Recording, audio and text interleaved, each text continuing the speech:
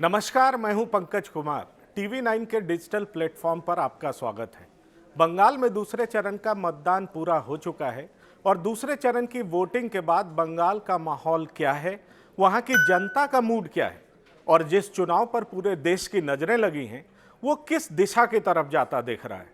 इस पर बात करने के लिए हमारे साथ पश्चिम बंगाल से जुड़े हैं अभिषेक उपाध्याय।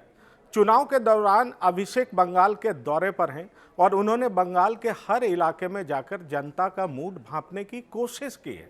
हम सीधे अभिषेक से जानने की कोशिश करेंगे कि बंगाल का सियासी माहौल क्या है।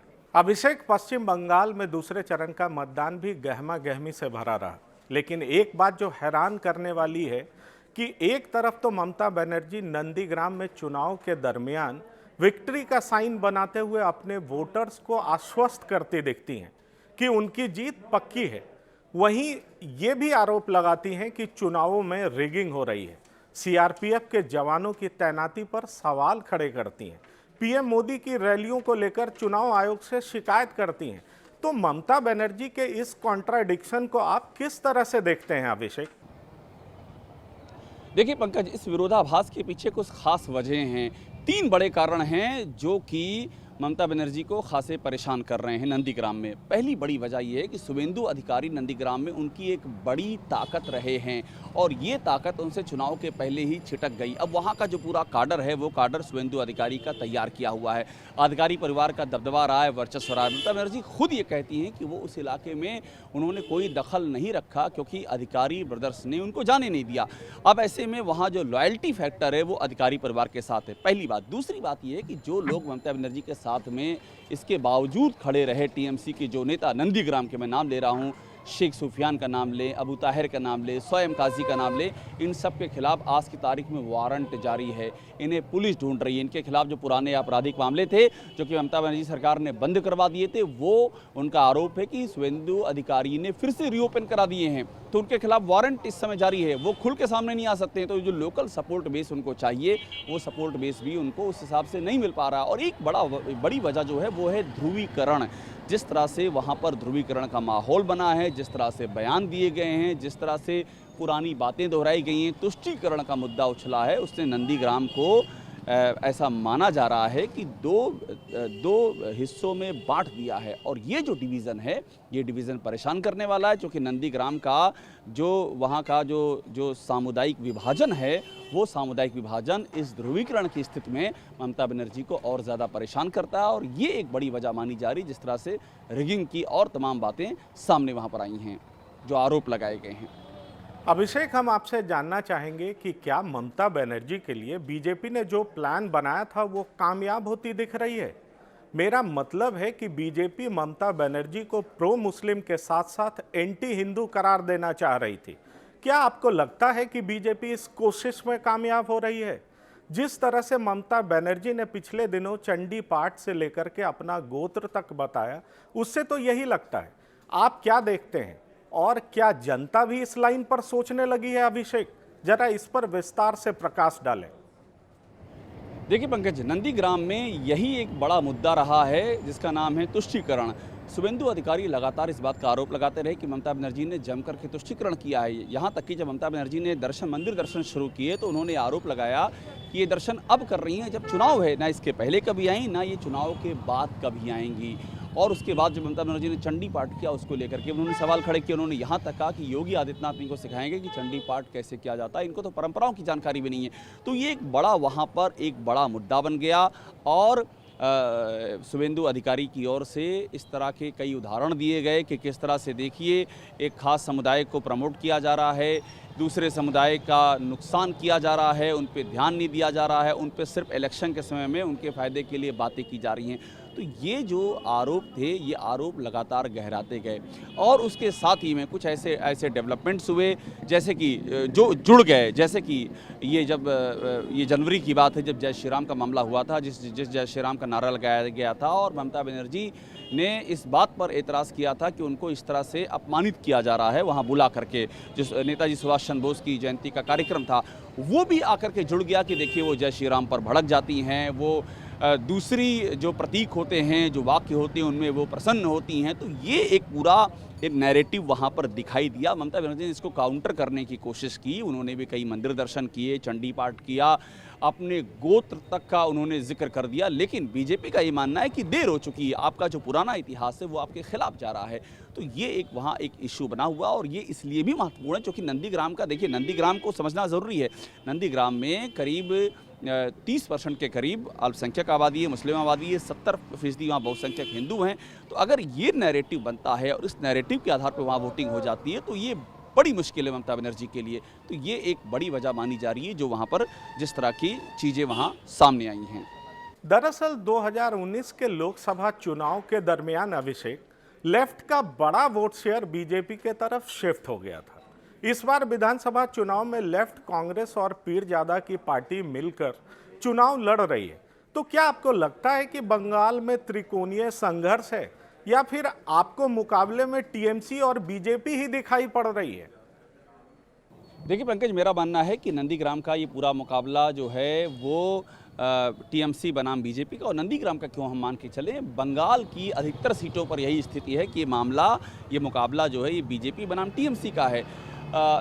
जो लेफ्ट का पूरा अलायंस है, जिसमें कि लेफ्ट है, कांग्रेस है, इंडियन सेकुलर फ्रंट है, पीरजादा अब्बास सिद्दीकी का, ये कुछ पॉकेट्स में इनका असर है, ख़ासतौर पे वहाँ जहाँ पर या तो सीपीएम के पुरानी जो पॉकेट्स रहे हैं, या कांग्रेस के पुराने पॉकेट्स रहे हैं, या फिर जहाँ पर फुरफुरा शरीफ के प्रभाव का इलाका है। लेकिन ये ऐसा बिल्कुल नहीं है कि वो सीधी लड़ाई में आ सके, सीधी लड़ाई में वो बिल्कुल नहीं है। और नंदीग्राम पे एक बार ज़रा फोकस कर लें हम, तो नंदीग्राम में तो बिल्कुल नहीं, वहाँ पर सीपीएम के उम्मीदवार मीनाक्षी मुखर्जी हैं, जिनको समर्थन है कांग्रेस का और फुरफुरा शरीफ की ओर से भाईजान का। लेकिन चूंकि वो फाइट इतनी 1-to-1 है ममता बनर्जी और शुभेंदु अधिकारी की, उसमें वो कहीं फिगर नहीं कर पा रही है। उन्होंने कई बार, हमने उनसे बात भी की, मीनाक्षी मुखर्जी जो सीपीएम के उम्मीदवार हैं, युवा हैं, विद्यार्थी राजनीति से आई हैं, मेन स्ट्रीम राजनीति में, उनसे हमने बात की, तो वो जो मुद्दे भी उठा रही हैं वो मुद्दे कहीं ना कहीं से नंदीग्राम को कम, और जो नेशनल पर्सपेक्टिव है वो ज़्यादा, जो कि ऑलरेडी सीपीएम की एक आइडियोलॉजी रही, जब आप उनसे बात करते हैं तो देश दुनिया सारे मुद्दे एक साथ उठा लेते हैं। तो नंदीग्राम में हमने उनकी रैली देखी चलते हुए, जब वो चल रही थी तो उसमें भी मुट्ठी भर लोग उनके साथ चल रहे थे।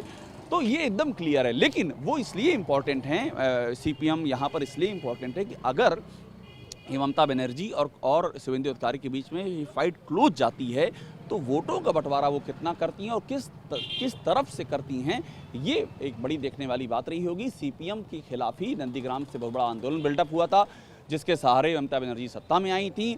अब वो सीपीएम वहाँ पर जो इस समय का माहौल बता रहा है, वहाँ से लोगों से बात करते हुए पता चलता है कि वोट बंटवारे का एक फैक्टर हो सकती है, मगर वो कितना बड़ा फैक्टर होगी और वो फैक्टर किसके खिलाफ और किसके पक्ष में काम कर जाएगा, ये अभी देखने वाली बात है।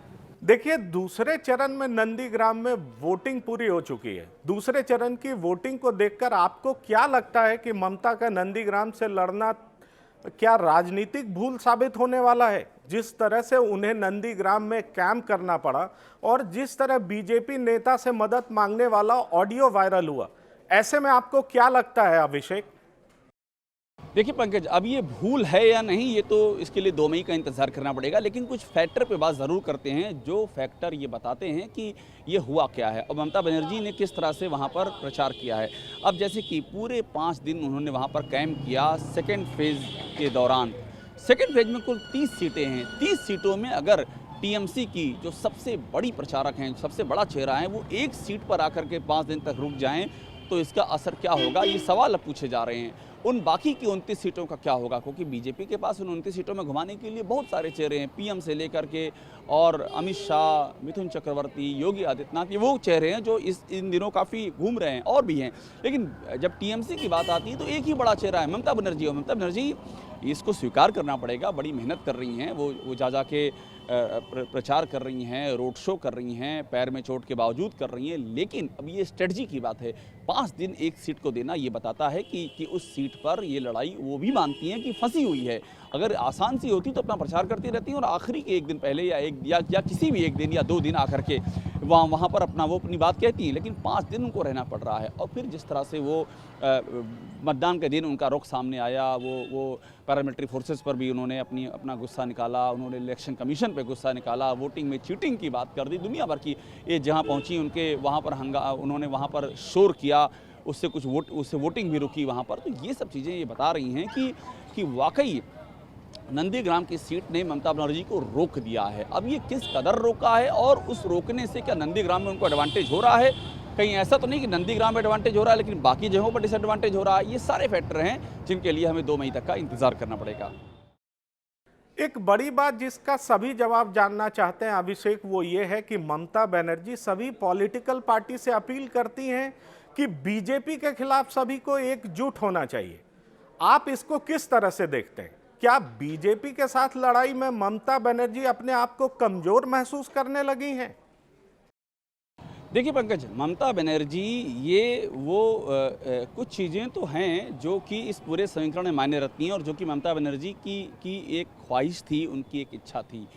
उनकी एक बड़ी इच्छा ये थी कि इस लड़ाई में बिखराव ना होने पाए। बिखराव का मतलब ये है कि लेफ्ट फ्रंट के साथ में जो पार्टियां आई हैं, जैसे फुरफुरा शरीफ के पीरज़ादा भाईजान से हमने कई बार बात की, उन्होंने इंटरव्यू किया, वो हर बार उन्होंने ये कहा कि उनको टीएमसी की ओर से अप्रोच किया जा रहा है। टीएमसी ये कह रही है, दबाव डाल रही है कि वो साथ आ जाएं टीएमसी के, ताकि वोटों का बिखराव ना होने पाए, लेकिन वो नहीं हो पाया। तो इस ताकत का एहसास कराने के लिए कि वो बड़ी ताकत हैं, बिखराव ना होने पाए, वो चाहती हैं कि ये परसेप्शन जाए कि वो इस लड़ाई में अकेली नहीं, उनके साथ में और बड़े लोग हैं। पश्चिम बंगाल की राजनीति नहीं सही तो नेशनल पॉलिटिक्स के बड़े चेहरे उनके साथ हैं। ये सब मनोवैज्ञानिक एक इंप्रेशन देने की बात है, पब्लिक को इंप्रेशन देना। लेकिन अब सवाल ये कि ये इंप्रेशन देने की ज़रूरत पड़ क्यों रही है? ममता बनर्जी इतनी बड़ी जीत उन्होंने हासिल की 2011 में, 2016 में, अपने दम पे पार्टी को उन्होंने सत्ता पे लाई और बहुत ही बड़ी मेजॉरिटी के साथ वो लाई। उसके बाद उनको ऐन चुनाव के मौके पर ये ज़रूरत क्यों पड़ गई कि वो तमाम पार्टियों को चिट्ठी लिख रही हैं और हेमंत सोरेन से लेकर झारखंड के मुख्यमंत्री से लेकर के तेजस्वी यादव वो यहाँ पर पहुँच रहे हैं। शरद पवार के आने का कार्यक्रम बना, हालांकि वो आए नहीं, उनकी तबीयत खराब हो गई। तो ये ज़रूरत क्यों पड़ी, ये एक बड़ा सवाल है और इसके पीछे सोच का हिस्सा है और इसीलिए ये पूरी की पूरी कवायद जारी है।